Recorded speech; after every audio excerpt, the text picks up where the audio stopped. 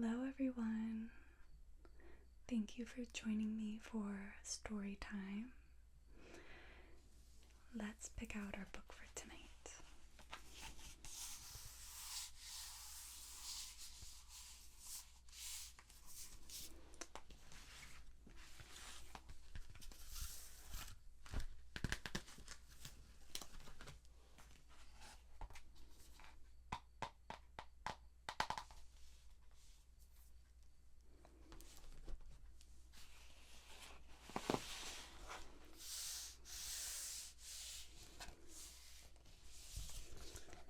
I've really been wanting to read this one.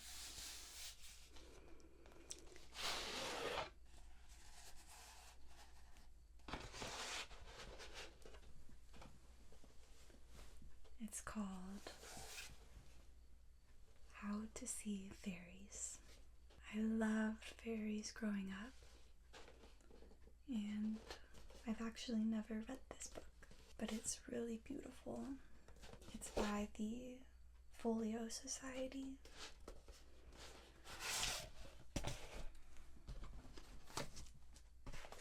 Let's get started. I'm gonna spend a good deal of time on each page just because the pictures are really beautiful.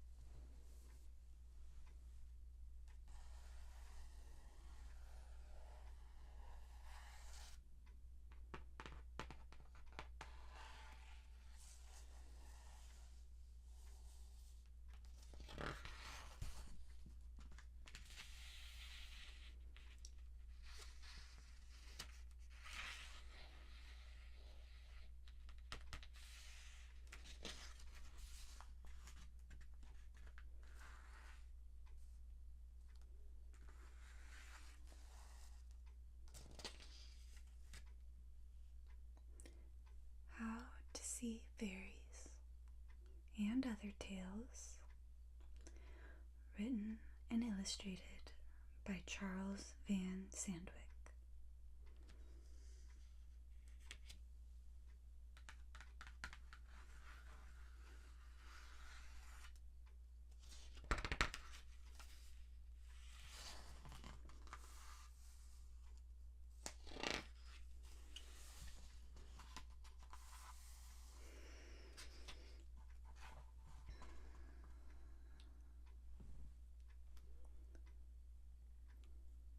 Dedicated to the everlasting memory of Arthur Rackham, who was rather fond of sardines.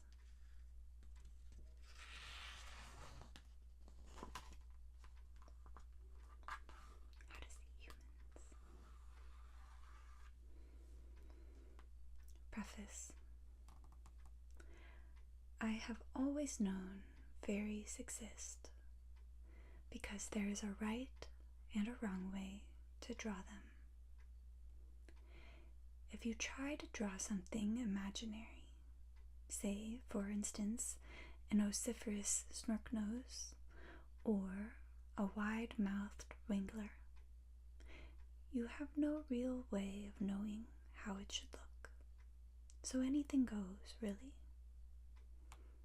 If, however, you draw a gnome or an elf, even from memory, you know it immediately if it isn't accurate, and you will find no rest until you have corrected it. When I was a little boy, and perhaps a touch closer to things elemental, I would play in the garden at my grandparents' home. The flower beds were filled with little people, and near the composting heap there were no less than 3 secret goblin mines replete with magnificent treasure. Beneath the surface of the fish pond lived the mer people, and my poor grandparents didn't even know it. On the long drive home, I would gaze up at bare branches silhouetted against the deep purple sky. I saw twisted roots, the moonlit glen with leafy shadows, and flickering lampposts, which were beacons and portals to the fairy realm.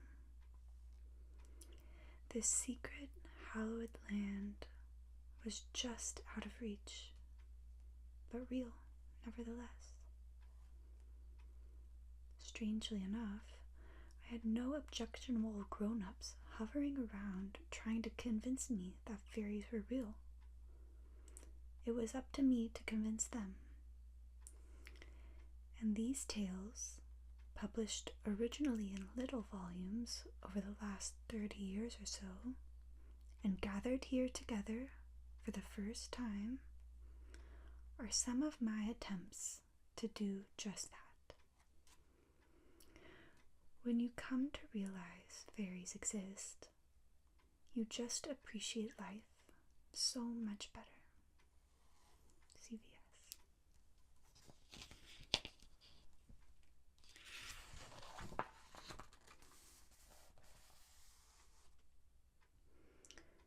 The Fairy Market.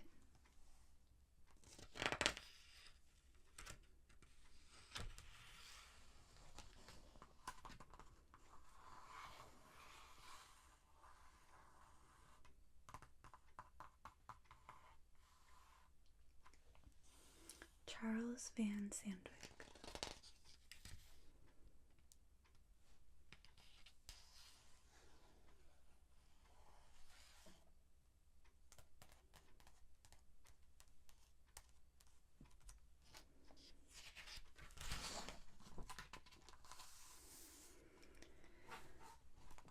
The Fairy Market. When you're down to your last stale onion, and there are only 2 tins of sardines left. When your cupboard doors stretch open wide, and the breadcrumbs are so few that they become quite lonely and cry out for their friends in the echoing emptiness. Place your ear to the cupboard wall and listen for tiny sounds.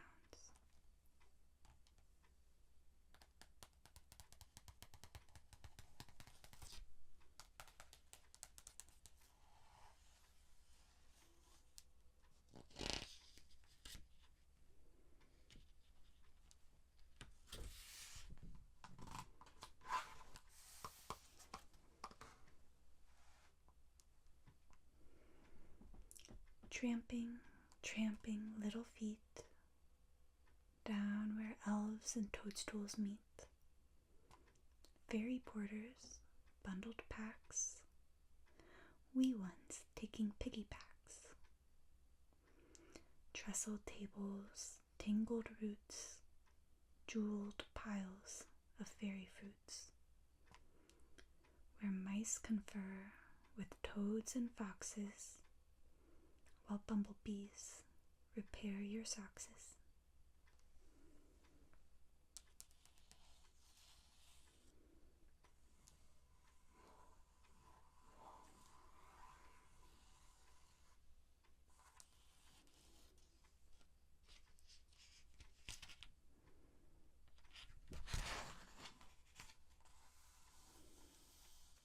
This is such a pretty picture.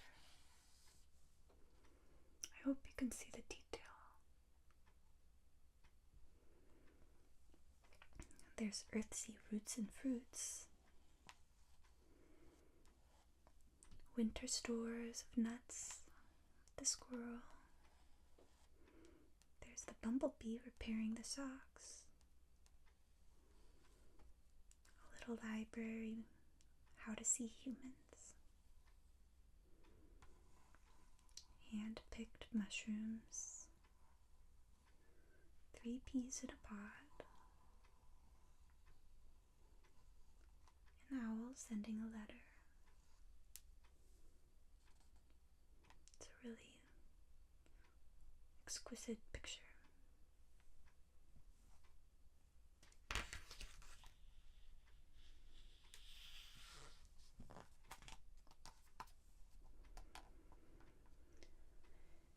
And while you watch the rising moon, the revelers play an elfin tune. Bear witness to the majesty of elderberries sipping tea. A thimble pours a cup of cheer to those who lend a patient ear. In shadows lies the whisper place. In sunlit spots, a friendly face.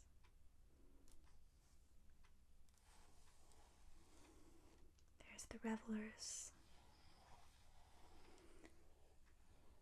Everyone drinking tea or a cup of cheer.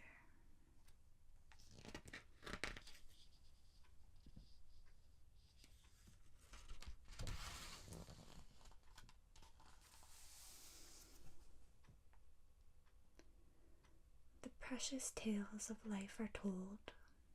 The jellied quince, a mound of gold, is valued as a simple smile, where all things truly seem worthwhile. Earthen pathways, broomed and swept, stalls well tended, nicely kept. For when there's not too much at all, good things don't seem quite so small.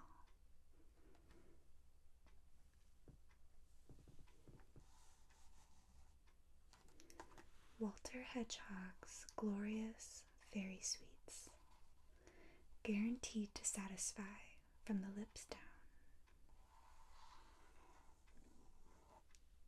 There's the hedgehog. Chocolate sweets.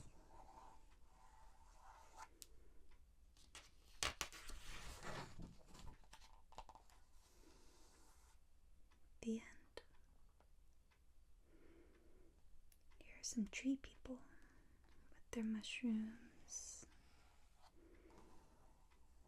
nest, birds.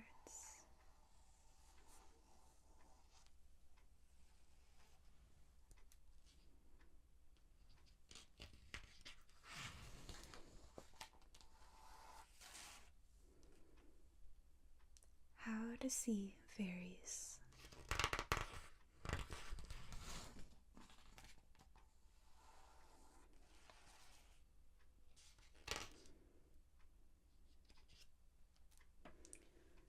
We have a man walking here, and the fairies are hidden below.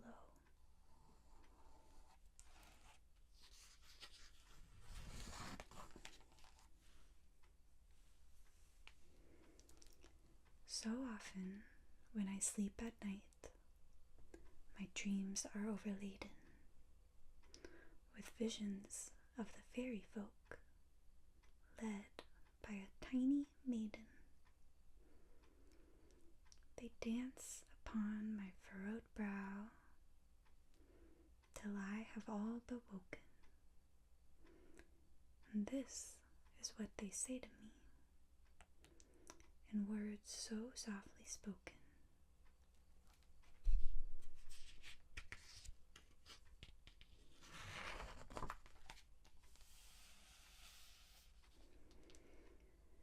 If you are up at dead of night, or just before the dawn, then you might see the fairy folk a-playing on the lawn.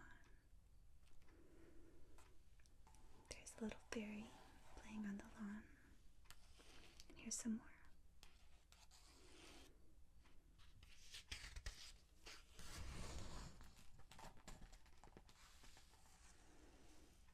And some more.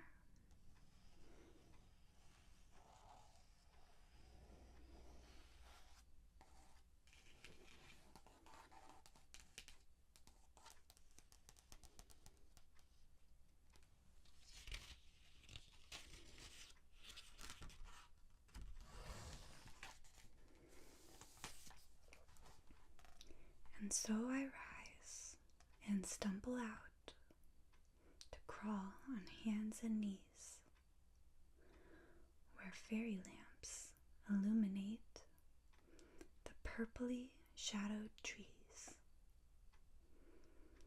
The glowing slice of crescent moon is like a silver shaving. It's often swung about on threads by fairies misbehaving. There's one misbehaving and another.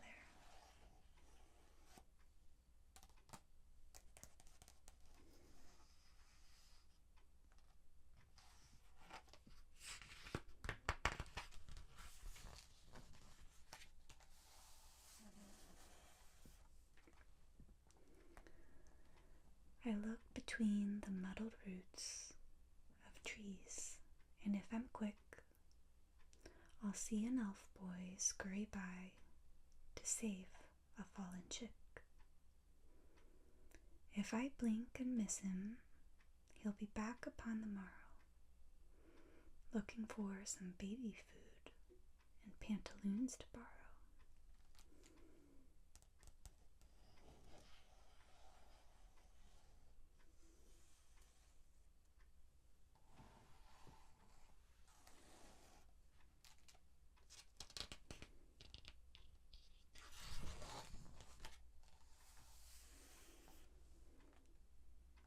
Then I find my thoughts grow light, my eyes with visions gleam.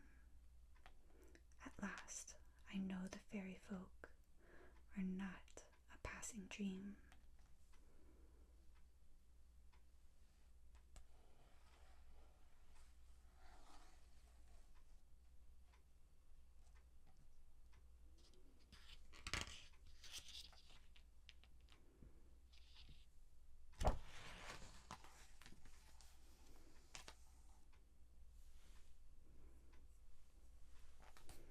I don't know if you can see this, but here's a little fairy. There's one on a mouse and a bird are talking. Another fairy here, and another one here and here. And here.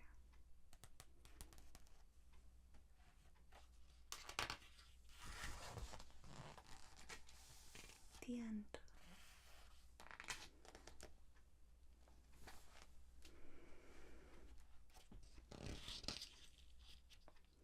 The Gnome King's Treasure Song.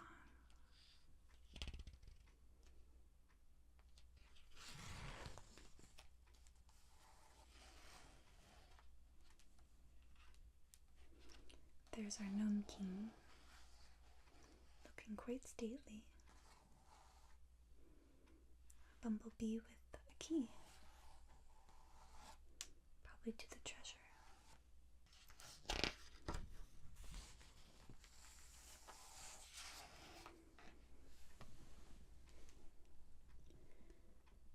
The Gnome King sings a treasure song.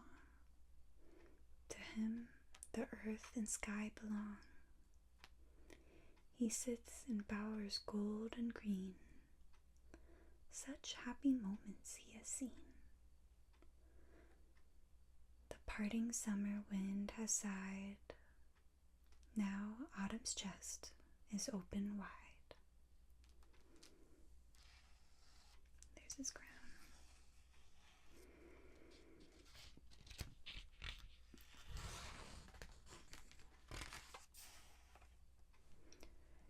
And so, to take a stock of things, he summons gentle spotted wings to crawl through every knowing place where beauty's magic left its trace.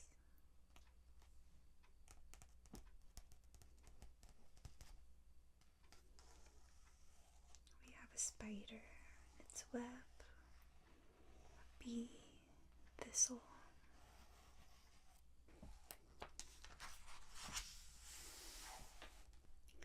More precious than a string of pearls, a tiny elfin wing unfurls.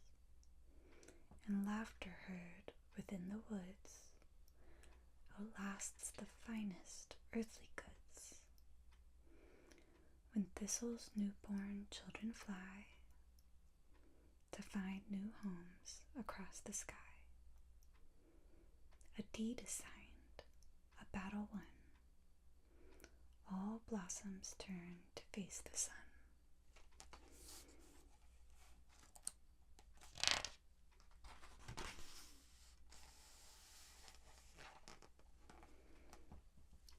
For love is in those scattered seeds, and flowers live amongst the weeds.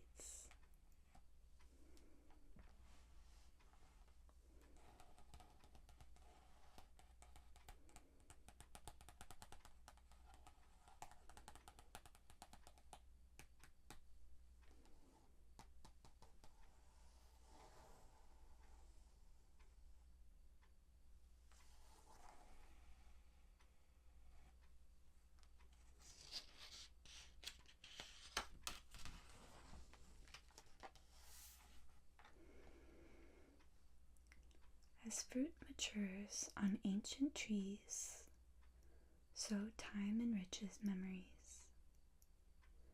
That's why, when in a fairy dream, the colors brighter, truer seem.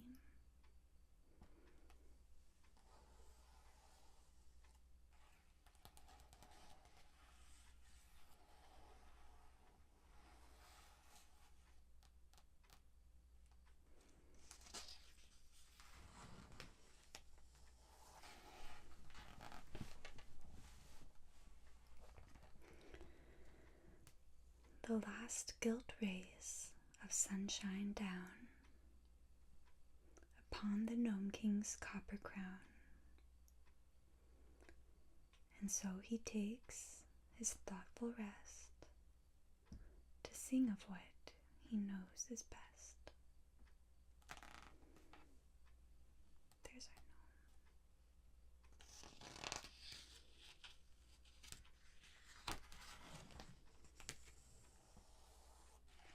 For what is gold? Where does it hide? The Gnome King's chest is open wide.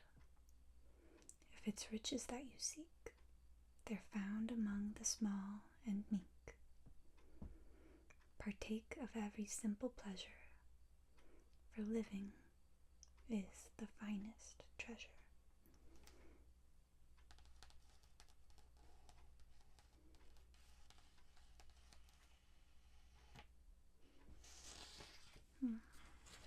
I love that.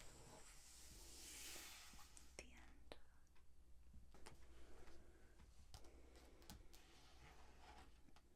Pocket Guide to the Little People.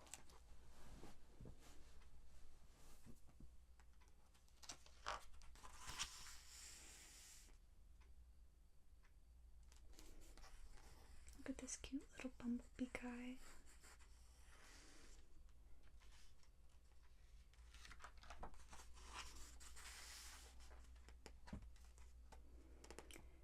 Your equipment to help it identify the fairy folk. First, a large leaf to hide under. Next, a listening device to pick up tiny sounds. Lastly, a magnifying glass to keep them in your sight.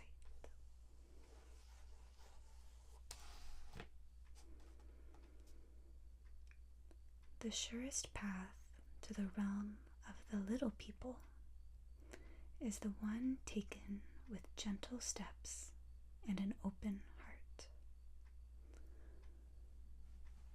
For the fairy folk are full of nature's wisdom. They can sense a human heartbeat from a mile away.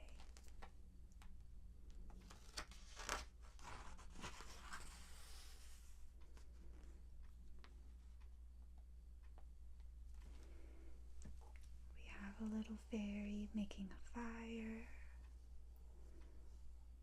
a little mouse peeling his potatoes, and a fairy friend, frog, ladybug, and a little fairy on a hammock. The fairy folk seldom go out without their camouflage hats. Our little egg hat, and our nest hat, and our mushroom hat.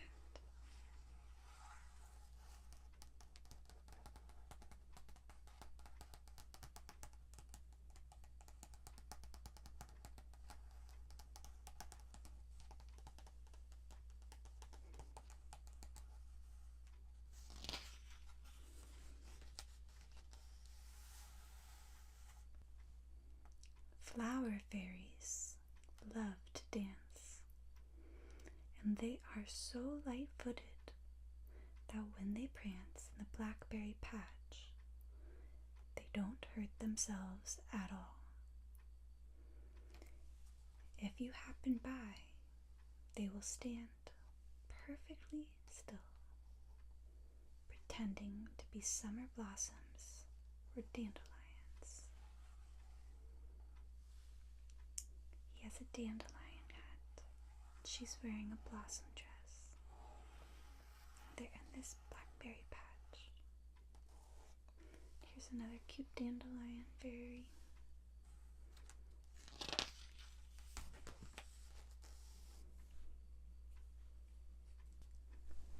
When the sky has fewer stars than it had the night before, then you know that the lamplighter's been at work,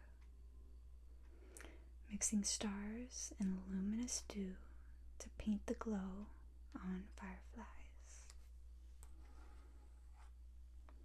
After dusk, fireflies light the fairy paths like street lamps. There's his little can of stardust.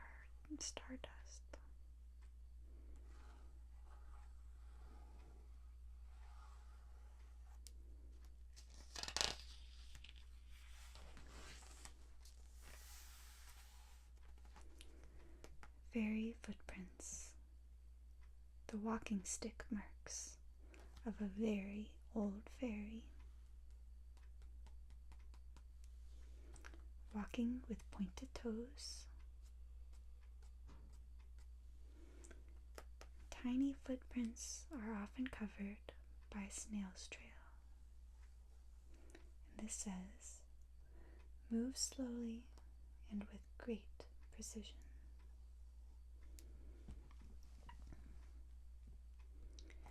The clues a fairy leaves behind: an old fire, a summer house made from an upturned nest, or a pine cone. Hammocks are sewn from spider silk and old leaves.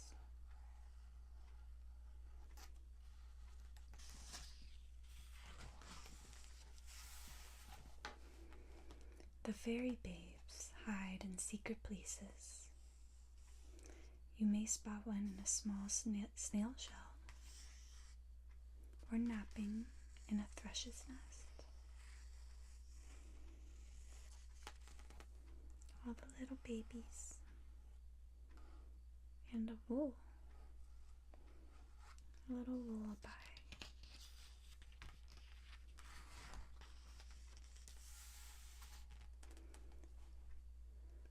What fairies eat.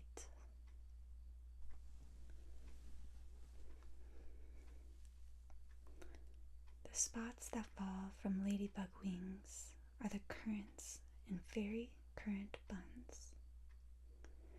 Fairies brew summer wine from elderflower nectar and dewdrops. Dandelion roots are the little people's carrots. There are dandelions, elderflower, and a picnic little music, a little drinking, a little fairy currant bun.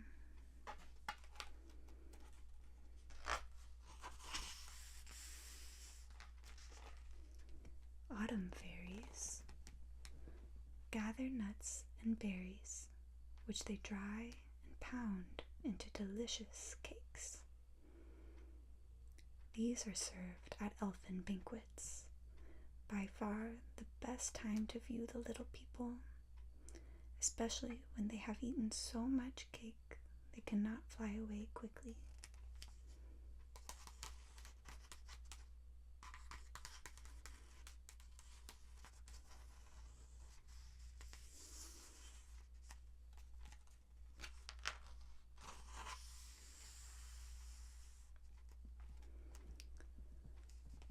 Feathered fairies live in nests atop the tallest pine trees.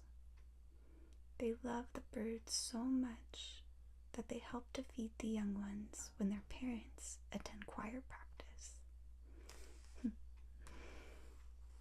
Here's a little fairy feeding a baby bird.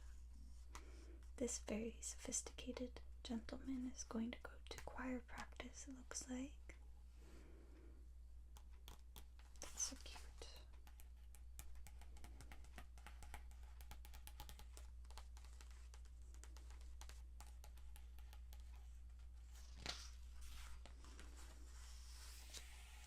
Fungi folk. I hope you can see the little faces. They're very cute. It says we don't leave any footprints. Even this little one has a face.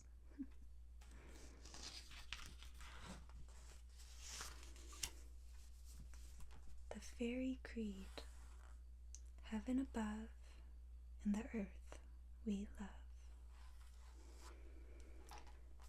The wee folk believe in mutual respect between all living things.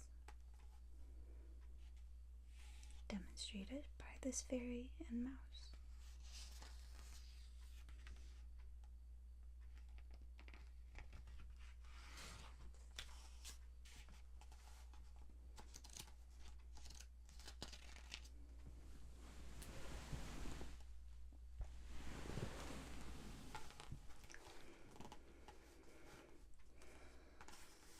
Afterglow.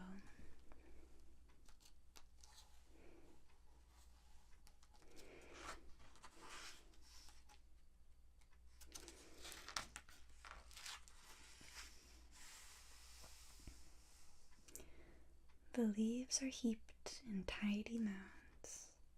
The branches whisper happy sounds. The waves of grass move to and fro, then pause a while in afterglow. The serpents. I'll slowly pan this picture. We have a fairy queen and a frog.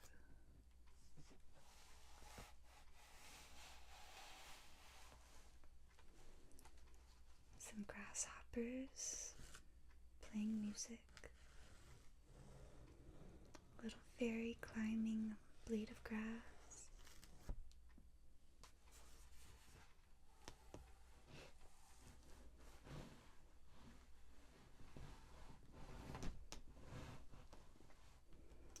Little mouse sweeping. Bumblebee man and another little fairy.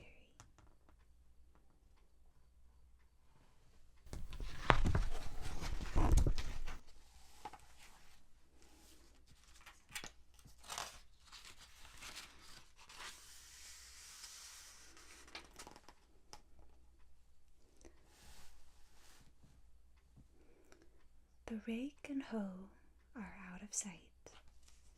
The tools are resting for the night. When elfin revelers start to show, just in time for Afterglow.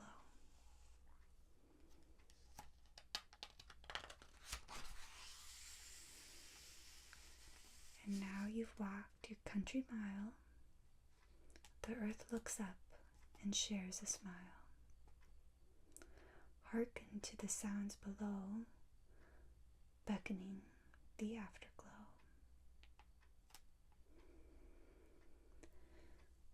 The nectar in a thimble cup is sipped before the moon comes up. Our little fellows in a row are drinking in the afterglow.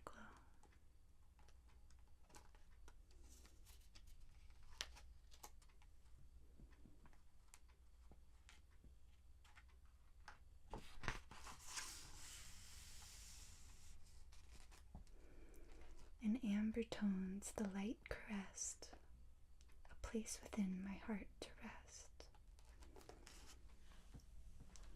The lamps are lit, but turned down low. You'll find me in the afterglow.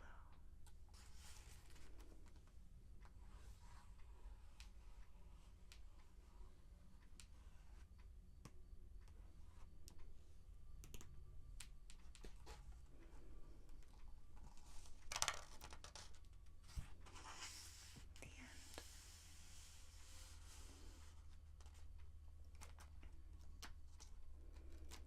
We folk.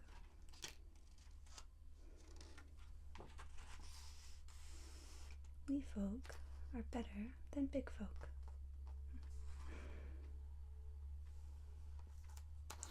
We folk, drawn from life by Charles van Sandwyk.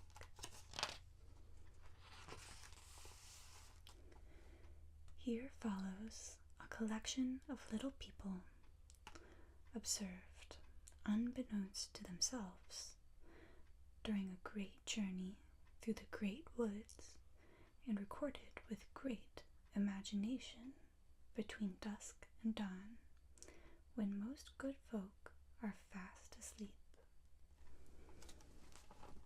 Contents. Number 1, the lamplighter. Number 2, plucking stars. Number 3, horn blowers. Number 4, the camouflage hat. And number 5, fairy porters. Number 6, the bee man.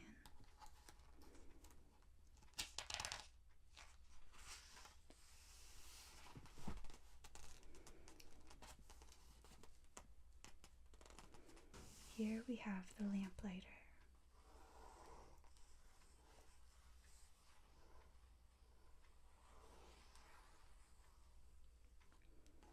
Here they're plucking stars, their little basket of stars.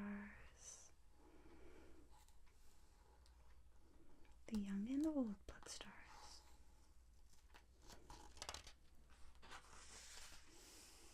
Here are the horn blowers. Those are very unique horns.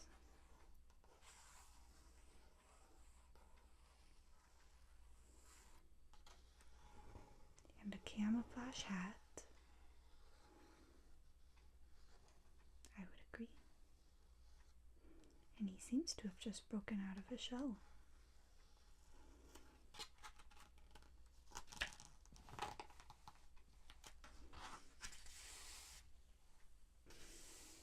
Here are the fairy porters.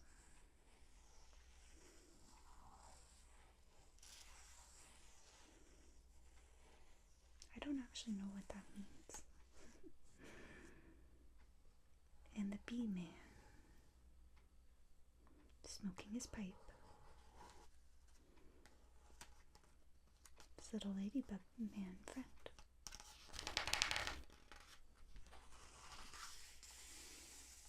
The end.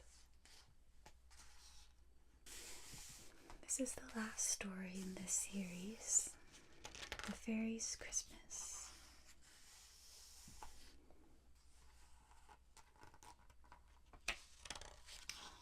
bumblebee with his sprig of holly. When I was a boy, it was a long, long time ago. I lived with my grandfather, who was a very old man, but in our hearts, we were exactly the same age.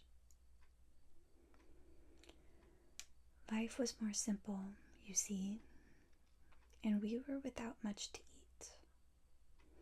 Our woodpile was stacked high, but the kitchen cupboard modestly stocked. We would have to make do well into the new year.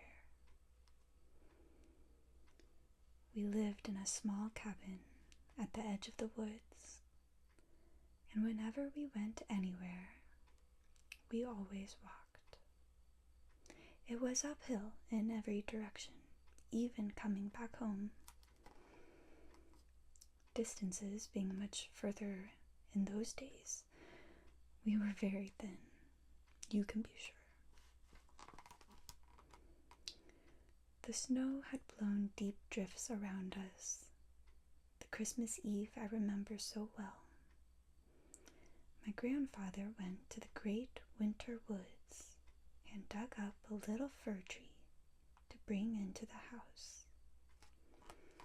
It was a tatty little tree, so you can see how it suited us quite well.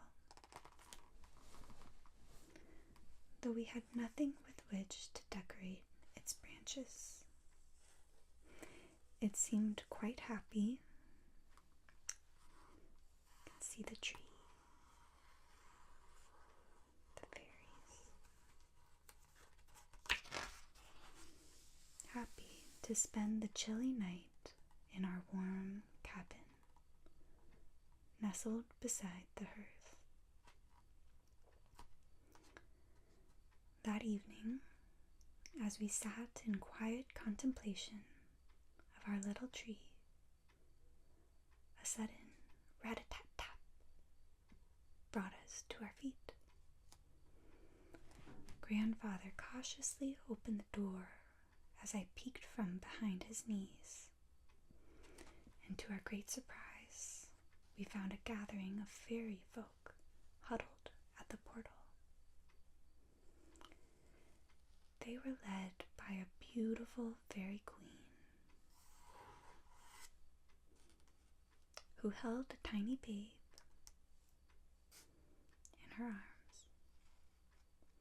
They bowed most graciously, then tottered in on pointed toes as if on a mission of great importance. More followed. Some rode bumblebees, so we knew magic was a brew, for bumblebees sleep all winter. Some had huge noses, others had huge feet, still others had both huge noses and huge feet. For tiny people, they all had large eyes, which looked agreeable and kind, winking at us from beneath wide-brimmed hats. The fairies marched directly to our little tree, greeting it with pronounced familiarity. They set to work immediately, decorating it with sprigs of holly, which they had brought, also spider silk garlands and other findings of nature, which I would never have imagined could look so lovely. They borrowed armfuls of stars from the grumpy old moon, and when these ran out, they called for the glow folk to rest upon the branches, and the tree glowed with a beautiful light. The fairy queen and her child observed all of the commotion from atop the mantle. When all seemed complete, she offered the infant to watch over us from the treetop. An old elf tailor fitted the babe with a crown of berries and a gown woven from the finest silk and caterpillar leaves, then snuggled him gently among the uppermost branches.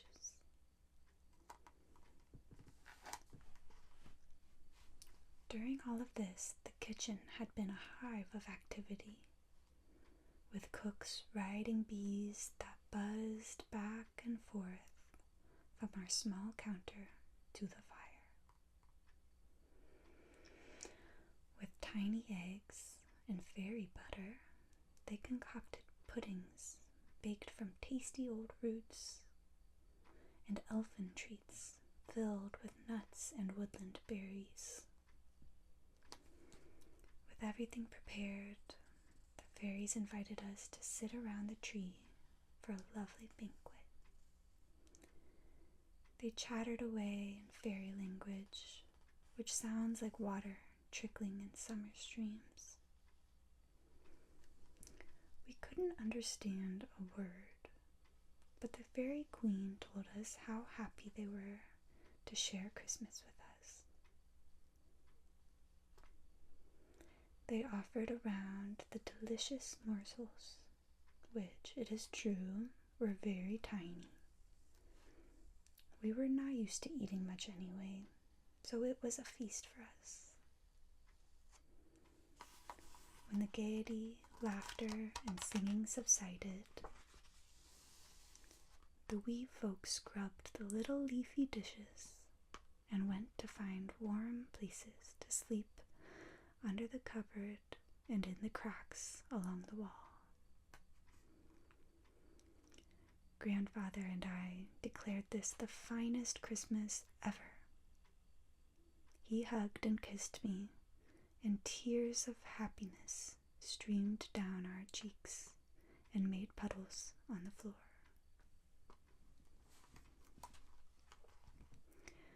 We trundled off to bed, but I could not sleep. From my cot, I gazed at the unearthly sight, then crept over to the tree to whisper my thanks to the fairy babe who lay in a nest at the top. I thanked him for giving up the comfort of his mother's arms to bring us such joy. He opened up his eyes and said there could be no greater comfort than in a home which enjoyed such gentle pleasures. When we awoke the next morning, the fairy folk had gone, but all Christmas Day our precious tree stood beautifully by the fireplace. When we took the tree back into the woods and replanted it, Grandfather said we must remember the spot so we could find it next Christmas and see the fairies again. We looked the next year and every year after, but we had trouble finding our way into the forest, for it seemed the paths had changed. Each year we thought we'd found it, but apparently not, for we never saw the little fairies again. Grandfather and I never stopped looking and talking about the fairies' Christmas. Now, when I take my grandchildren into the forest, I tell them this story. They stop at every sapling to ask, "Is this it?" And I can only smile and reply, "Maybe. Shall we take it home and see?"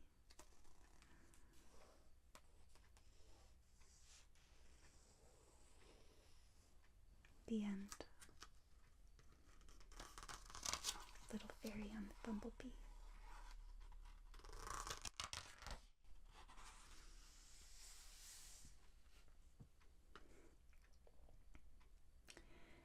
This collection of fairy poems and vignettes is gathered together here for the very first time.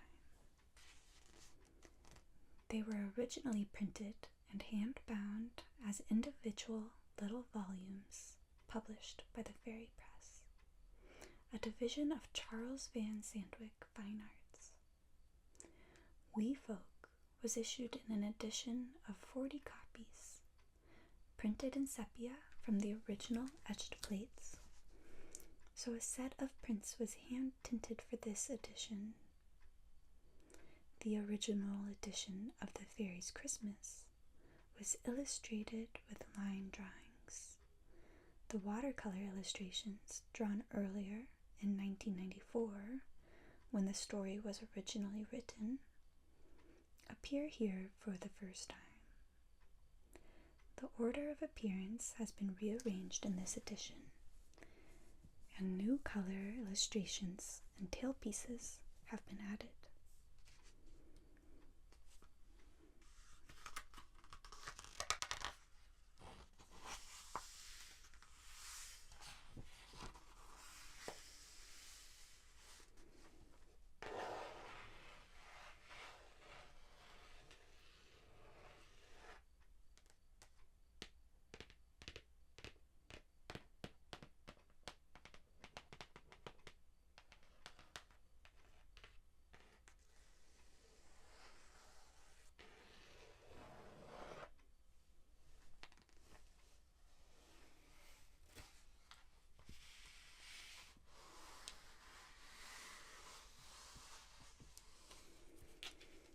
It's a beautiful book.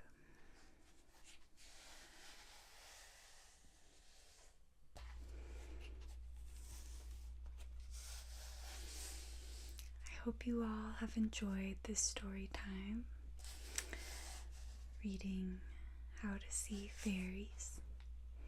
Thank you so much for joining me here. I hope you have a good night and sleep tight.